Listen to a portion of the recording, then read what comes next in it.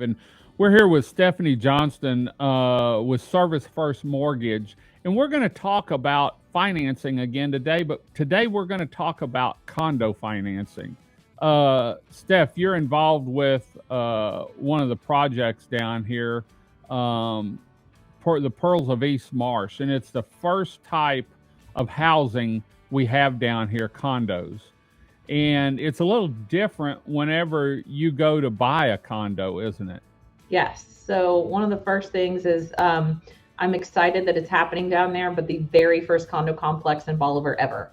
So what comes with new is this is different. What is different about a condo complex for the clients coming in to purchase, the agents in the marketplace that are going to be helping selling them, and just the overall differences between them. So the main thing to think about is when you buy a condo, you technically own the walls in. So sheetrock in is yours, and then all the exterior of the building and the land is shared between all the owners. So that's the textbook difference. You can even sometimes, there's other markets, I know there'll be some in Houston and Beaumont and up in Dallas, where it looks like a townhome. So a townhome, like a row house, but it's still classified as a condo. So that's the legal definition. These will be stacked on top of each other, so they have to be condos. I can't own the land if I'm on the third floor, right. Second floor. So that's the legal definition, number one. And then a lot of people don't realize when you buy a condo, it doesn't mean bad. It just means there's different steps and different things that we look for that I think a lot of homeowners don't realize, especially that this is, again, the first condo complex ever in Bolivar Peninsula.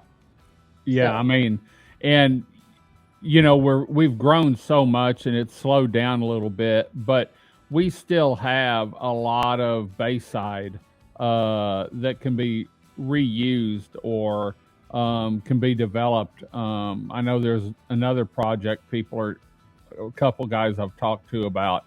And so it's something new down here. Everyone's always had the rentals as far as the homes and use it as a second home, primary home, or a vacation rental business, short-term rental business. But now we've got condos, and you and I were talking before we started about the difference as far as financing, about approvals and stuff. What's that cover? So the difference is there's a new build condo and there's a resale condo. And the overall premise, though, on a condo complex is a lender. Generally, you're going to approve the property, so an appraisal, make sure the condition and value's there. You're going to approve a borrower, and then you're going to approve, the title and things. You add to that when you have a condo, I'm going to approve the condo complex. So the reason in this is a lender is trying to make sure that the condo complex is stable and healthy and financially fit for you as a consumer to make sure that it's a good investment, and then for us as a bank, as a lender.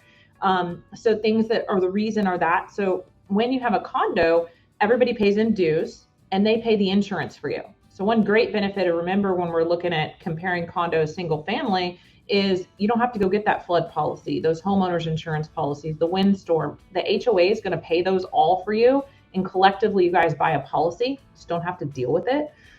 So with that being said, we want to financially make sure that condo is in good financial strength. The main thing too is a lot of people don't realize a new build condo complex has a much more rigorous approval process, and it takes the lenders and builders and developers a lot more time to get that knocked out. And so that was one of the many reasons that with the Pearl that I'm actually the preferred lender for those condos. We're hopefully going to finance them all for everybody because we've got that process done and we've got them approved.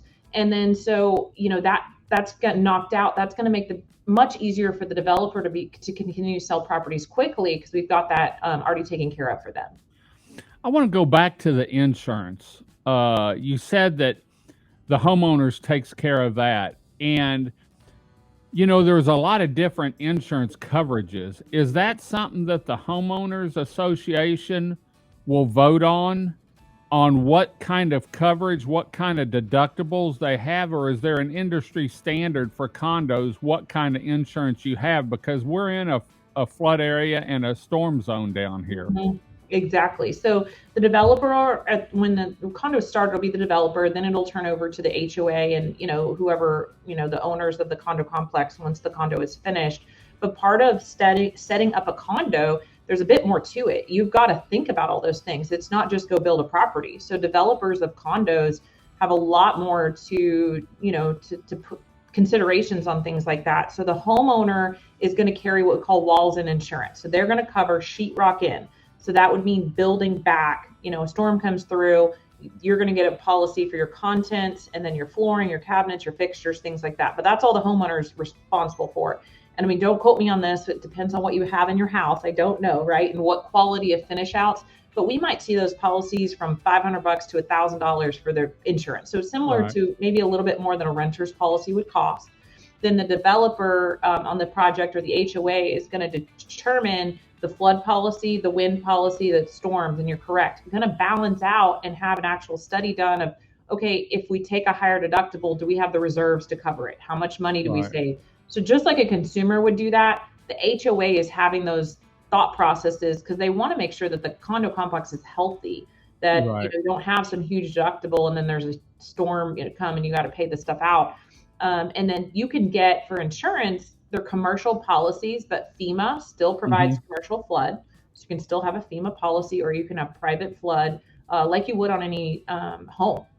But that's all done through the HOA, and that can change as far as the coverage. If they want to up their coverage a little bit, that's something that the HOA will vote on once it gets established and gets going. Correct. Okay. And so it's just one less thing for the homeowner. But the big thing is just to think about the things that I would think about if you're comparing, contrasting condo, single family.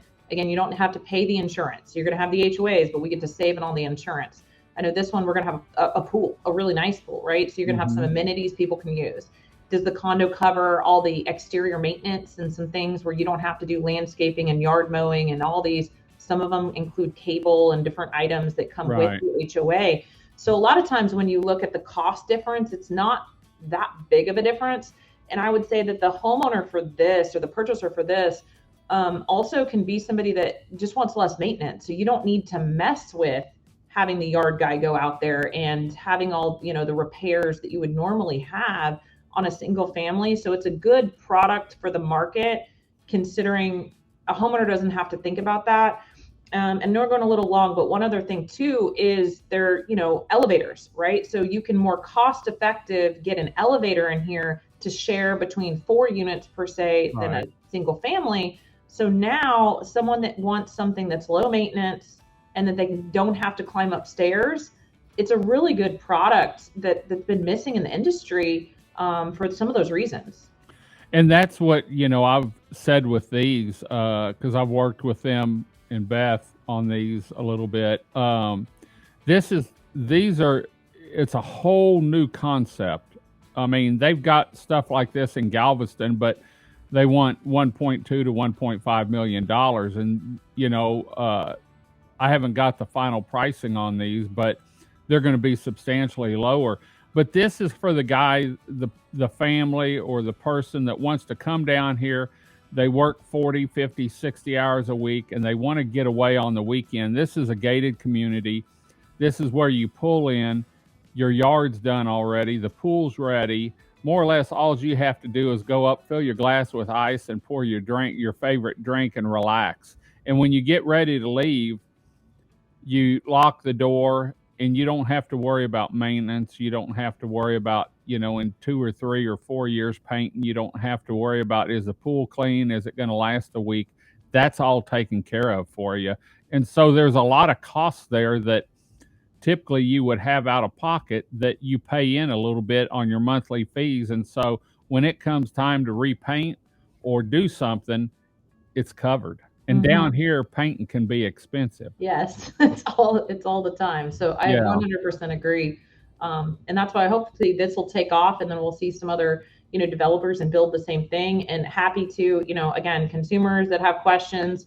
If you're a developer or builder, I've done a lot of stuff in the space. So if you have questions and you want to see, okay, I'd love to put another condo complex, we can chat with you on that. Or of course, as a real estate agent, we did a class and we had a lot of the agents out there has actually sat in my class and learned all about condos. This is something that's never been there. Yeah, it looked like a real estate convention because that was right outside my office. I walked out and I was like, My gosh, I thought Mary Kay was bad. Look at this. There's realtor signs everywhere on everyone's vehicles. No, all you do is just learn about condos, right? But happy to do another, class on that, or answer any questions for anybody that has them, because we know that's it's just a different animal. It's a great one. It's Well, just something that's never been down there. So well, we're looking forward to seeing it, and it's gonna.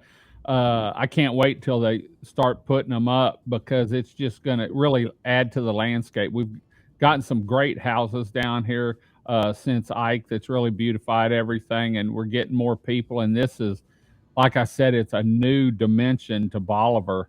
And I think it's going to open the doors for some other projects in the near future too, mhm. once these get going. So, well, if people want to get hold of you and talk to you about uh, home loans, second home loans, maybe refinancing, vacation rentals, condo rentals, whatever it is, Oh, how can they get hold of you? so anyway, so we do financing in general, most all types of loans, even other states. So you got a question about getting a home loan at all, reach out.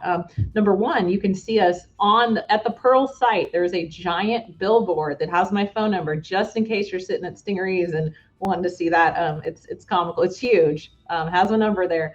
So that's one place. But anyways, our website, which is Steph Johnston with the T, .com has got all of my contact information. So call, text, email, Facebook, whatever works for you guys.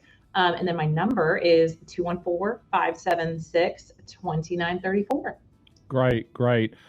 Well, there you go. We'll be back next week with another show talking home loans, short term rent, any kind of loans here in Texas on the coast. So until next time, Steph, thanks for joining us this morning. Until next time, I'm David with Bolivar Live. Y'all have a great day, great week. Come see us. God bless, and bye bye.